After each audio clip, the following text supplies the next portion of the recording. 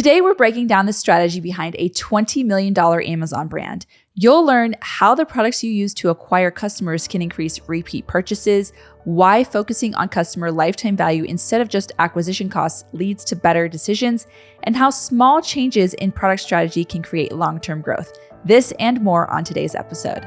Hello, everybody, and welcome to the AM/PM podcast. My name is Carrie Miller, and I'll be your host, and this is the show where we discuss all things Amazon, TikTok Shop, and Walmart private label, and how to generate recurring revenue streams 24 hours a day during the AM and the PM, hence the name of the show. Get it? AM/PM podcast.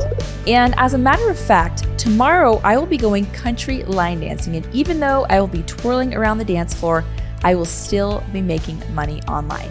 How cool is that? Pretty cool, I think.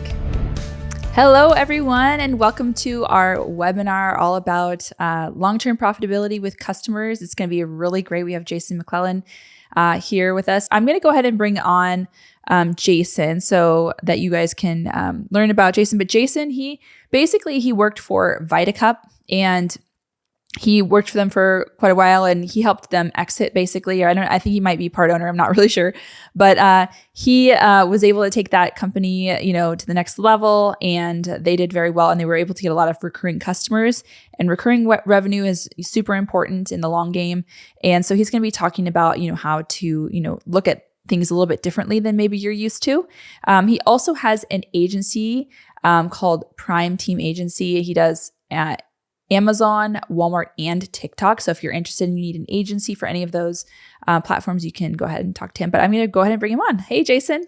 Hi, Carrie, and hi, everyone. It's really interesting, to be talking. No, wasn't part owner. Had a little equity. Had a little employee equity in the company. Little background information on that is that VitaCup was founded in 2017. I joined in 2019. Amazon was the smallest sales channel at $2 million for the company at the time. We took it up to $20 million.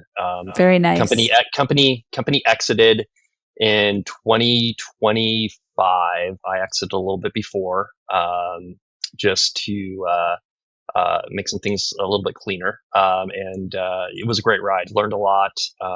We definitely took a different approach, which I'm excited to share. For those of you who kind of want to know that whole VitaCup journey, you can check back on previous webinars that Bradley and I have done about VitaCup. Did one every couple of years, and kind of where we were, kind of some of the crazy stuff we were doing. And it was great. It was the number one functional coffee on Amazon. Great timing for it to be launched. Got to do some crazy stuff and learn a lot of stuff. And one of the things we're going to be talking about today is something that was new to me coming in 2019, utilizing cohorts and product repeat rates. We learned a lot. We based a lot of directional decisions on it. Cohorts. So cohorts, we look at how new to brand customers are purchased acquired during a month, and then how do they repeat the following months, which is really interesting looking at from a recurring business models. Also is really good at looking at from how's your, really important right now, how's your Prime Day, all those customers you acquired for, if you're a consumable product, was the juice worth the squeeze, and them coming back and giving away the discount, and them coming back and repeating and eventually subscribing and saving.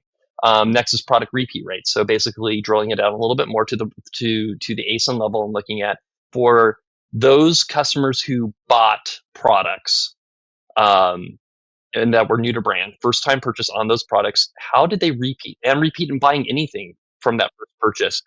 Did they stick? So really helped us align on how we were going to acquire the proper ASINs to acquire statistically for higher chances of moving to a subscribe and save workflow off of those ASINs. So just some concepts we're going to be talking about. Do you think that, even if somebody doesn't have necessarily something that you're going to use every month, like you would VitaCup, would this still be applicable to, other products as well?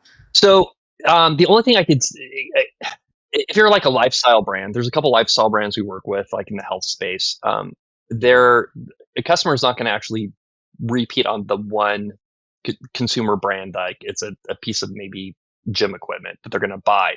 But they're going to repeat on another piece of gym equipment that they're going to buy. So we do look at that, kind of like what's the customer, that lifetime value of that customer.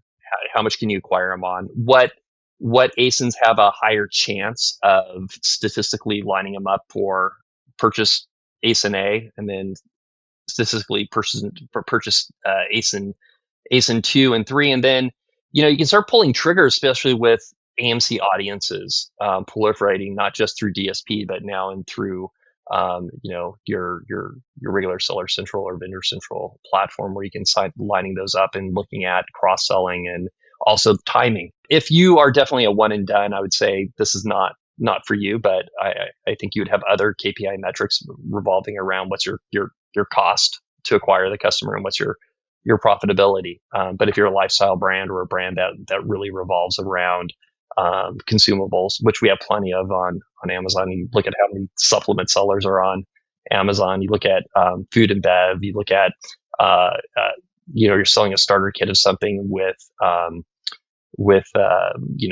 replenishable components on it. Like that's really, I think, where the bread and butter is for Amazon as a brand, is looking at like, what can I as a brand sell that will create reoccurring revenue in the future. So I call this presentation a tale of three ASINs. This takes us back to 2019, 2020, kind of how we really started to the company adopt. We had a new CFO that joined, and we had already been looking at cohorts, but we really started drilling down into product repeat rates. And so I even, for this, went back to the time what the product looked like back then. So be a little nostalgic. So as we were like maximizing our sales mixture, we were just going off of some key attributes of basically sales, conversion rate, CPCs. And we had three big products that were doing pretty well. And was our Genius Coffee, which was the company's flagship product. If you watched any of the previous ones, I spoke about Genius quite a few times. Green tea pods and slim tea bags, and kind of some just high level. Not my data anymore, but I can give some generic data on it. Or slim tea, so slim tea bags, lowest CPC, really high consumer demand. Like, we were just growing like nuts on it, and we started in best conversion. We started leaning into it like nuts. We very high MOQs, and we just really started. Top line sales were growing dramatically. We couldn't chase the product fast enough to keep it in stock, and we did this for like 3 to 4 months. And then our next was our green tea pods. Had kind of a medium CPC cost, had really high consumer demand, and it had medium conversion. And then Genius, highest CPC. It really was riding off coattails of, at the time, keto, and MCT oil, which is part of keto, and like those keywords. But there was hyper competitivity, so it was much higher than the other two. The demand, medium consumer demand, and because it was very niche, and then medium conversion. So kind of already alluding, like, KPIs were really basing off our conversion, our CPCs, and our sales velocity. And so we really started to move our slim tea bags into the fast lane. We're like, this is great. Have something that's just crushing it. Can't believe it. Just would not have guessed our tea product, especially in a tea bag. There's so many of them that consumers would just demand. But new CFO came on. We really started looking at things much more higher in a microscope. One of the things we noticed was, this first slide is really focused on the bottom, is like our margin contribution was the lowest of the three. So yes, top line was like crushing it. We were ranking incredibly high on tea bags. Like, this functional tea bag is actually going up against like the big boys that you would see in the store, carving out a little great niche in it. But once we started implementing the product repeat rates and running of them, we really saw in our cohorts a decline in retention. And we saw our product repeat rates were extremely low on slim tea bags, like dismally low, lowest I've ever seen. And our margin was low, our MOQs were high. So we really came to a big conclusion. It's like, we're acquiring all these new to brand customers like never before.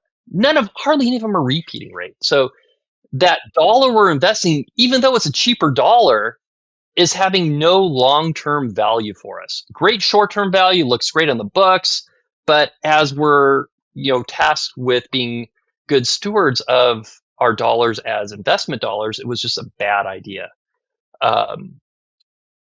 And what we also saw, like on the green tea pods, is it was kind of okay. The CPCs were still much cheaper than Genius, so it was like this great little thing of like, hey, we can sell all we want. We're not making as much on the LTV, but we're making some great short-term revenue. And what we really discovered on Genius was, for the longest time, until we came out with some new product innovation, it was our highest product repeat rates. Like it was just crushing it. So it took about 3 or 4 months to really work out what we call cohort groups. So like we started really focusing on Genius, on how we started allocating ad dollars to it. We started giving it much more of a higher revenue share. We started really focusing in a lot on how we went after certain keywords and certain segments. Fortunately, I had been using Helium 10 previously to joining. That's one of the tools I fortunately brought to it. So looking at Cerebro and Keyword Tracker was really, we started lining those up to get it a little bit even narrower. We really wanted just to kind of still maximize and be diligent with that dollar.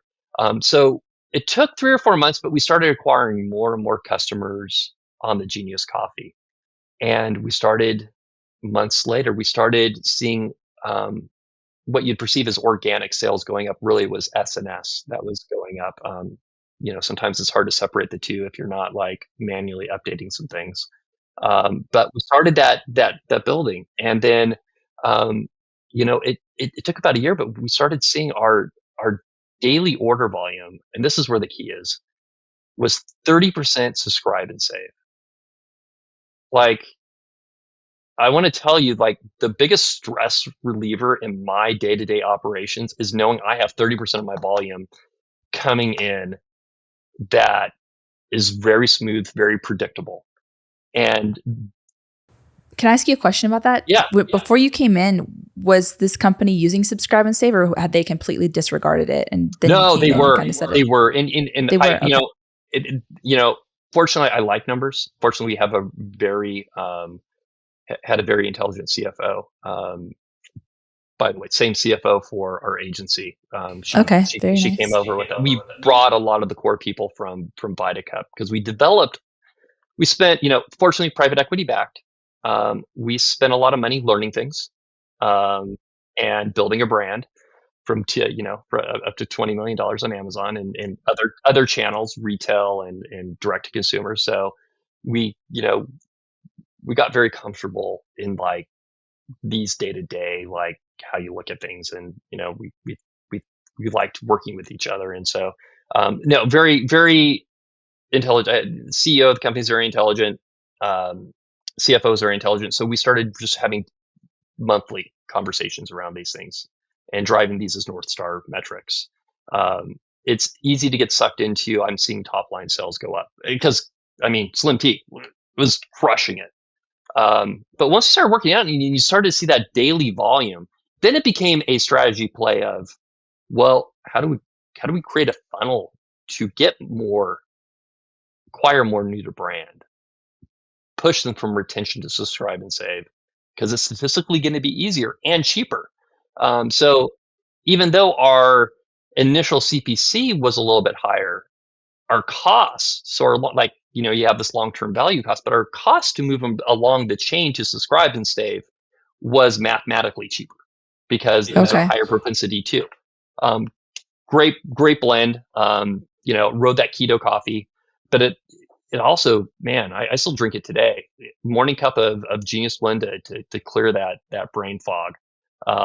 I'm definitely a big believer in functional coffee at this point. And that's where you really want to get to. You want to use math to your advantage. And, um, and fortunately, you can either be doing it yourself through your API connections, or towards the end, we can talk about, there's different sections in Helium 10 through, that you can, through customer intelligence, that you can pull this data through.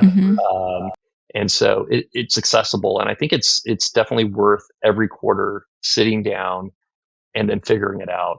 And then that's your KPI and North Star, what you're driving to. And then all your tactical decisions, keywords you're going after, advertising strategies, listing optimizations, these become a little bit more nuanced and a little bit more easier. And I know people are like, oh, I'm just going to optimize my listing and everything will take care of itself. It's like, well, how do you know which listings to start with and prioritize? Yeah. How do you know which, at the end of the day, you're wasting that ad dollar? Like, so what would you say then? How do you what's the strategy? Once you have it, like, becomes the metric. So we know, like how we would play this is like, if we were going further in the presentation, we ended up sunsetting slim tea, actually all tea bags. Okay. All tea bags we sunsetted it. It was done with it. Not worth investing in the customer. What I ended up would do a lot is, we all have people reporting to, we all have budgets to hit. So I would play with long-term and short-term value. Okay. Like green tea pods, not a lot of product repeat rates, not my best. So not great for long-term, but warrants enough to do a balance on giving enough ad spend because it was cheaper to acquire that customer. Portion's going to still retain, and it could help my short-term revenue goals. So I'd always play a balance. Like, interesting. I remember in college, one of my business professors, and this was years and years ago, always says, hey, if you're walking down the street to go pick up that dollar at the end of your destination, if you see a nickel there, pick it up as you're walking. And and so that's what we do with the green tea. It was the nickel. It was like we pick it up. It would help sustain, like, our. We aggressively grew every year through understanding the metrics, innovation, and just being able to use that to help support while we're building the long-term value. Because you flash forward a year, and then 30% of your repeat rate is your recurring daily orders is subscribe and save, and eventually got to 35, got up a little higher, and then it just but you always want to balance that too. You want enough new to brand coming in so you can continually do feedback, because at some point, once you're looking at your cohorts, you're going to see there's going to be a total diminishing point, but you need enough to keep that cycle going. To keep growing, right? Yeah. You got to keep funneling them in. This, I pulled off one of our customers, I forget which one, but this is kind of how we looked at cohorts. You can get something very similar in customer intelligence on your own account in Helium 10. And, what's really important is, like, you can start seeing this one actually has a really good cohort retention. As you can see, as you're going along, like, we're looking at all new to brands over 100% acquired in month 0. And then as you go along that chain, looking at from 12/1/2023, 19.88% of those that bought in that first month, so December, repeated. And then, so that'd be January. And then in February of 2024, 19%, and so on. You can see how it starts to dwindle over time. And sometimes it's really interesting where you see it dwindle, and then you see it spike back up, and then it's repeating this. We're working with a sporting good company that you would see it on their cohorts, where every 11 to 12 months, it spiked back up from that initial acquisition. And it was great because, then things that we would throw, I was like, hey, we could probably get this juiced even more. Like, we can look back at, like, everyone acquired for that sporting under this time frame, representing them with an ad. We already know they're going to be buying updated shoes or bats or whatever the item is. And so put an ad in front of them. No, like, that consumers are pretty static in their buying habits and patterns. And so leverage that knowledge, because we're seeing it there. Give them a DSP ad. Now you can do it with Amazon AMC Audiences. PPC ads. Yeah. Yep. So very nice. Yeah. That was the core of it. I'm actually a little surprised we haven't talked about this before and everything else that we talked about, because I think this was core North Star every quarter. And then once you have all that down, you just need to adapt your strategies. Understand how to tighten up from acquisition to retention to subscribe and save. And there's great things you can do on that. Definitely, if you guys are looking for some quick tips here, first time subscribe and save, couponing. I personally love a first time subscribe and save couponing at 30%. That's the only coupon you offer, because sometimes you'll see that acquisition to retention to subscribe and save. It's acquisition. They'll immediately take that coupon and go to subscribe and save. And then you just kind of have to track that, like, how am I net retaining active subscribe and saves by products? Because do I feel that I'm staying pretty flat, so people are utilizing and they're just churning to get that coupon, they never have any intent? Or is there enough that they like the product and stick with it? It makes it makes it stick. But generally, what I found is it's generally makes it worth sticking to. And anytime you can collapse between retention to subscribe and save, it's a boon. This is actually kind of goes along with what you were just saying, is that somebody was asking which, subscribe and save discount percentage showed the best performance across cohorts. Everything I've tested generally, and there are some exceptions to some categories, but generally is about 30%. And that's a great question. 30%. Yeah. And it's interesting. We did that Sell and Scale series with you, and they weren't actually doing a discount. There was a subscribe and save, but there was no discount or incentive to join subscribe and save. So, they weren't getting any subscribe and save customers. So that's your kind of hook to get them in. But you do need a hook. Like, think like yourself. Like, I always try to put myself in the customer. I am a customer. What's my experience like? Okay, so convenience is great, but if I can get it. I use this product. I know I'm going to use it again.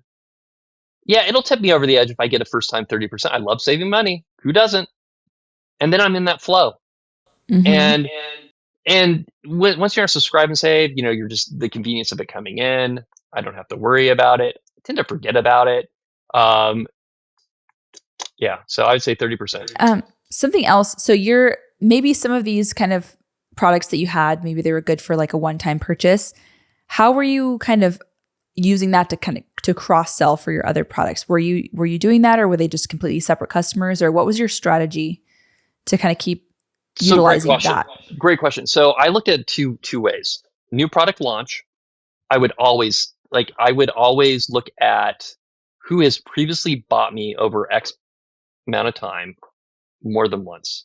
I would hit them with a DSP ad that I have a new product. One thing I really loved at VitaCup is when we started innovating, like, just beyond coffee. When we started doing some mushroom coffee alternatives, we did some Super H2O, which was this great water enhancer, tasted just like Crystal Light.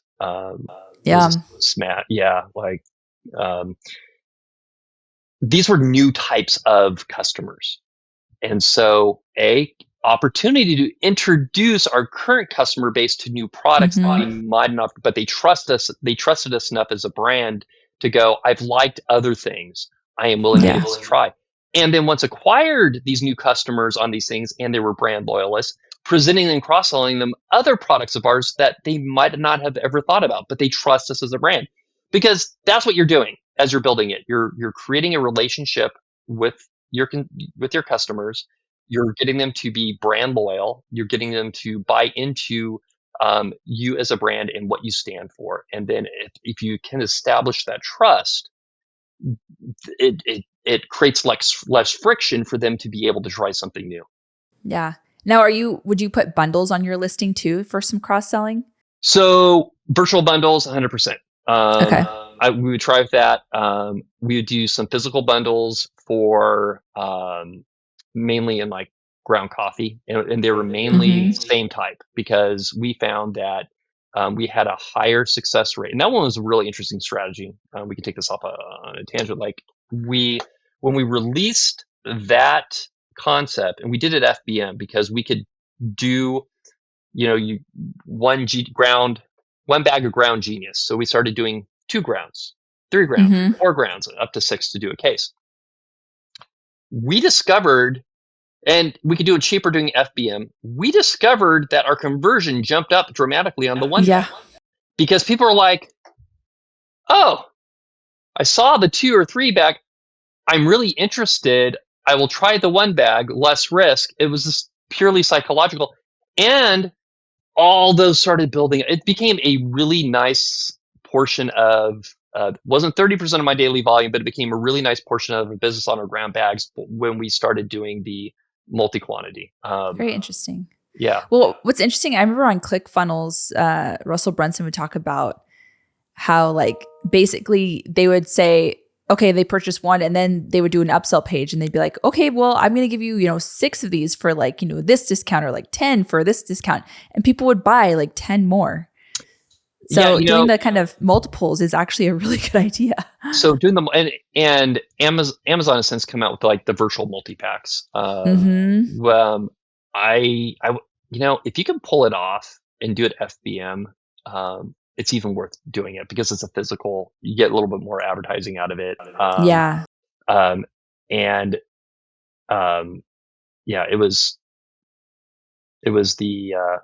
was a great learning experience, and it was great. It gave us another. You're always looking for those tiers of growth, like what's going to push you up over the edge, and we learned a lot from it. I'm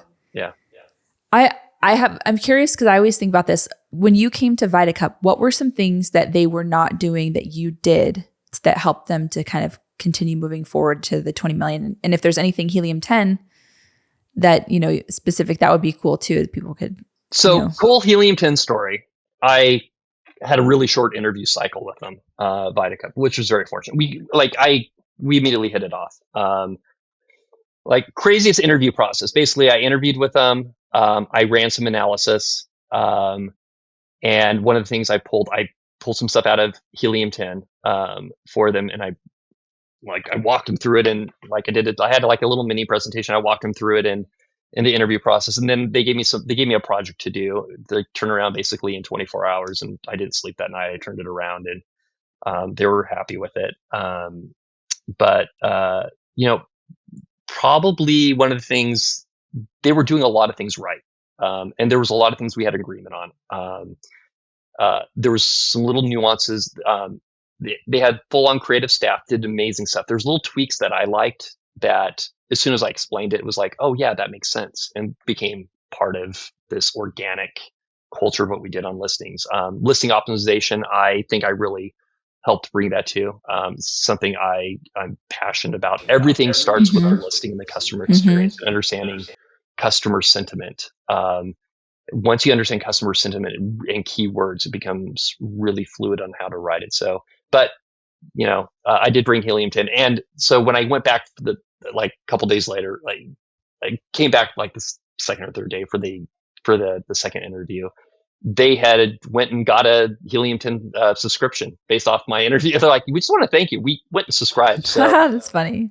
And so if we offer you a job, you're not going to need your own subscription now. That's great. So it was cool. So yeah, and just a couple, and I had some of my own little tools I had developed that I ended up deprecating over time, but that I kind of brought. But I think a lot of it was just listing optimization. Yeah. Just really, and just merchandising, just how I think I have a very unique thought process, whether it's right or it's wrong. I've been doing this since the early 2000s, and there's a lot of stuff that when this was just eBay is the 800-pound gorilla. And eBay willed it like the 800-pound gorilla for the longest time. It's amazing to see how things have evolved over time. But there's a lot of basic things that I did then think about it. eBay was all HTML. visual content. A lot of it was writing titles that could convert, that were SEO. Like a lot of the core basics have just carried forward. And that's kind of where I cut my teeth, and I've always just carried that methodology forward. I carry that methodology forward with some adapting for both, eBay, Amazon, and Walmart. They're just little nuances for each one that makes it a little bit different. It sounds like, start with the listing. And I think that's definitely key. You want to make sure people aren't bouncing off your listing, but also you're looking at the data too. You were really like studying the data and trying to really understand the customer behavior so that you could make changes based on that. So that's important too. At the end of the day, we can try everything, and statistically go with the math. Like there's great tools. You got great tools within Helium 10. You got manage A/B experiments within, and I'm a firm believer in manage A/B experiments. That has really hardcore PhD level stats built into it so that you can statistically trust it. And we would test that on like new packaging concepts. Like we would roll that out and do a split A/B test to actually before we went into production to kind of get an idea of what's going to convert better on a packaging idea. Like we've put a ton of research into it. We've met with people, we've talked with it, and then like, okay, final proof in the pudding is how does the Amazon consumer respond to it? And so there's different tools you can use for different things. And one thing, like if we're talking about optimization, a lot of buzz going on is July 27th, how Amazon's going to be splitting it. And so I did watch Bradley's video last week on it. I thought it was extremely well done. I think if for those who are really concerned about optimization, watch that video. I think Bradley did a great job on that and showing the back end of what Amazon's recommending for it. And there is not much difference. I think a lot of it is, making sure you should have always already been making sure that first 75 characters was the most important thing. And it's just great to see how they're just going to be doing a logical separation between that 75 characters to the next and the item highlights. And I'm really convinced this is, it is to make a better customer experience. Amazon's push towards it, but I also think it's also a push for Amazon building for the future when back-end key attributes become even more important for Alexa for shopping and Cosmos. If you're, any type of content, I would say that Bradley's putting out or Carrie's putting out, like I would consume that because I think it's a really good thing now to become very aware of. It's not going to drive this great business spike in your sales, but doing it now will get you set up for the future. Yeah, definitely. I've always had a shorter title, so I guess it works for me. And it depends on the product. Some behave really well shorter titles, and some I think it also titles should be not keyword stuff. They should be written in a story. There's a logical flow, a logical order. The consumer's looking for something, and then sometimes there's keywords in it, which is I'm excited they kept item highlights, which I call soft keywords. These soft keywords are actually conversion keywords. They have no SEO ranking at all, but they really speak to customer sentiment. Highlights taste, flavor. Like no mess. We know that this product really consumers return it from have a high return because it's messy, which could be a variety of different things. So communicating those things in your title really can help with initial conversion and click through. Yeah, if you have the space. Yes, if you have the space. We do have a question here from Jacob Paulson, which I think we all know him. He's in our elite group. So glad to see you, Jake. So he said, we have some items Amazon has created virtual multi-packs for. They grab some sales, but I think the reality is many of those buyers would have bought 2 units full price. What's a good way to determine what's a good multi-pack quantity would be to avoid cannibalizing full price purchases? Oh, great question, Jake. So what I would say is I would look at, I always look at it before and after. Did your sales really move up? Also take a look at your single item. Did your sales move up? Did your conversion also move up on them? Great tool that really does get underutilized. catalog performance report. It was released at the same time search query performance was within Amazon Seller Central. No one really uses it. It's a great tool to pull down like once a quarter, and you can do some sorting with it. You can actually now dump into the AI and ask for recommendations on what we should be improving and fine tuning and optimizing it. It can give you like some quick go-to guides, but I would go there and I'd look at like on your single item, like, did you see increase in the conversion? And I let the math speak for itself. Is how is at the end of the day, are you up as a product, even with the multi-packs rolled up into it? And if it isn't, which 100% you might be right. You could, honestly, you could also download a wide swathe of your order. If you're in Seller Central, which I believe you are, Jake, you can download your order report and you can look at how many 2 quantity purchases that you've historically done in specific months and compare them. Has that decreased as well? Yeah, that's a good thing. If somebody wants to get in touch with you, they have any questions, or maybe they're interested in, your agency, how could somebody contact you? 2 best ways is Jason McLellan on LinkedIn. Just feel free to connect, or jason@primeteam.agency. And inbox gets a little full, but I eventually do respond. I try and respond to everything by the end of the day. So yeah, just feel free to reach out. LinkedIn's great to reach out to me too. It's a little easier to keep clear.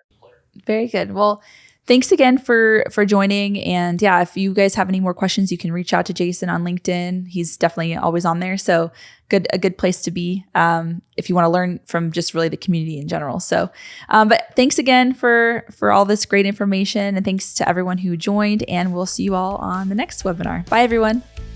Bye.